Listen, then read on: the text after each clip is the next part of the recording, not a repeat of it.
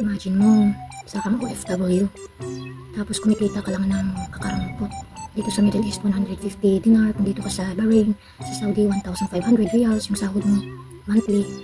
Tapos may isip mo, si Inday Sara, 125 million na gastos sa 11 days.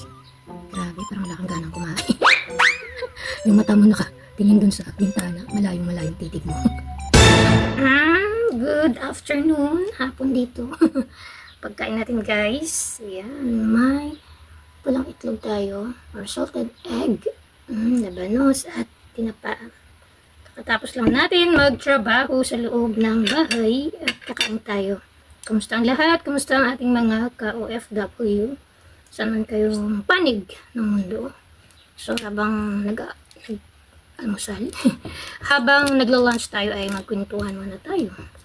Ano nangyayari sa buhay-buhay natin?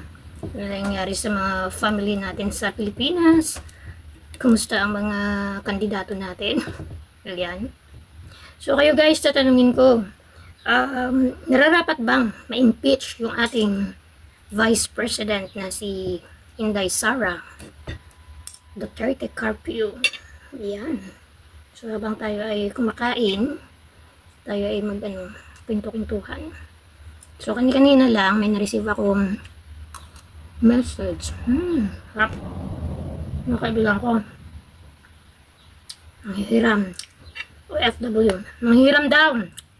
So parang nakakalungkot ano palang petsa ngayon. Kalagitnaan pa lang ng buwan.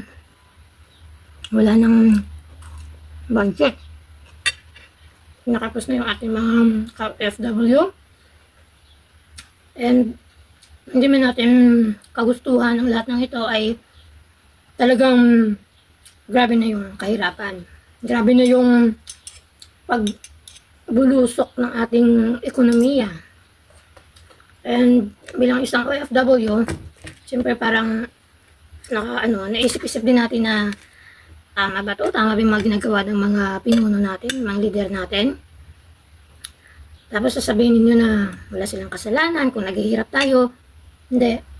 Dahil ganun, sila yung namamahala at sila yung ating mga leader.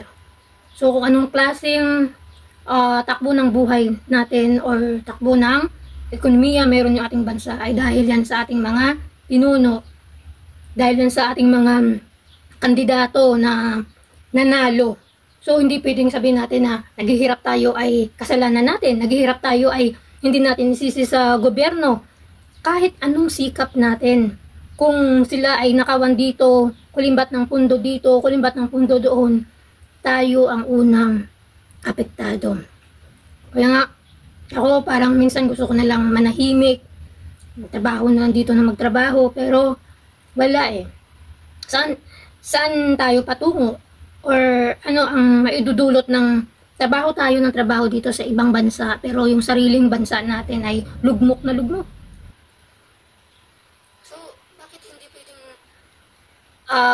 Mangibabaw naman sa mga puso natin yung ipaglaban natin yung bayan natin, ipaglaban natin yung mga sarili natin, ipaglaban natin yung pamilya natin at pumili tayo ng naangkop at nararapat na mga kandidato na siyang mamahala ng ating mga buwis. Nang sa ganun naman ay mapakinabangan natin lahat. Tama ba yan na si Inday Sara, ilang weeks siyang nawala. Tapos nung dumating siya, ayan na, ang dami na namang naglabas ang mga recipient ng kanyang confidential funds na ang mga pangalan nakakatawa lamang.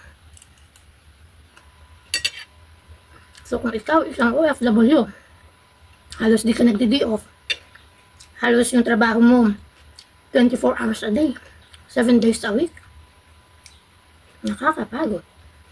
Tapos siya, ganyan lang makalustay ng mga pundo ng confidential fund dahil hindi maimbestigahan, hindi pwedeng alamin natin dahil confidential.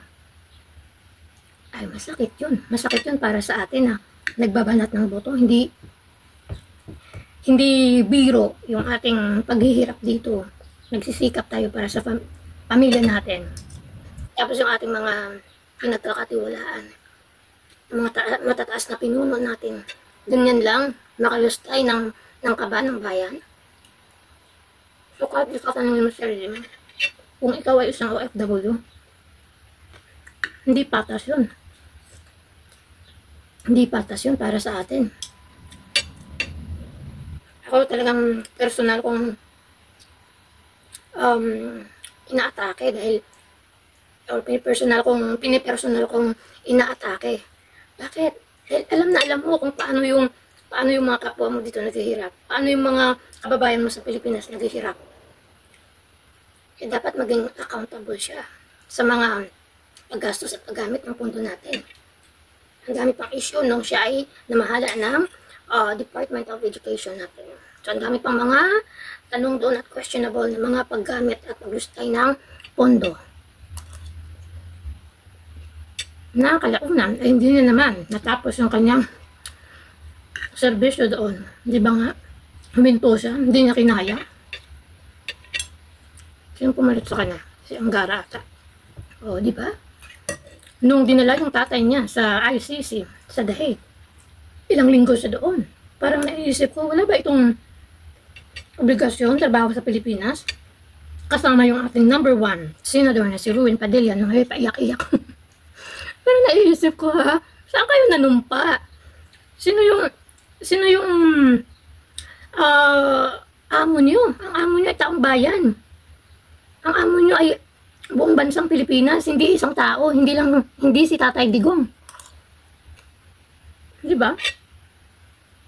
So kung kayo bilang OFW, ayan na, halala na naman. Next month, mag-isip-isip na kayo ng mga iboboto ninyo na kayang ipaglaban yung bayan natin, yung trustworthy pagdating sa mga pondo na binibigay sa kanila, at higit sa lahat may takot sa Panginoon. Dapat yung kilalanin yung inyong mga kandidato. Dahil bandang huli, tayo rin mga kawawa. Dahil tayo, kahit mga OFW dito sa ibang bansa, pag inutusan tayong mag-grocery, kailangan bit-bit mo yung resibo mo pagdating. Andun yung sukli mo na kumpleto. So, dapat tayo maningil din sa mga liderato natin ng transparency. Diba? Dahil tayo kayod kalabaw.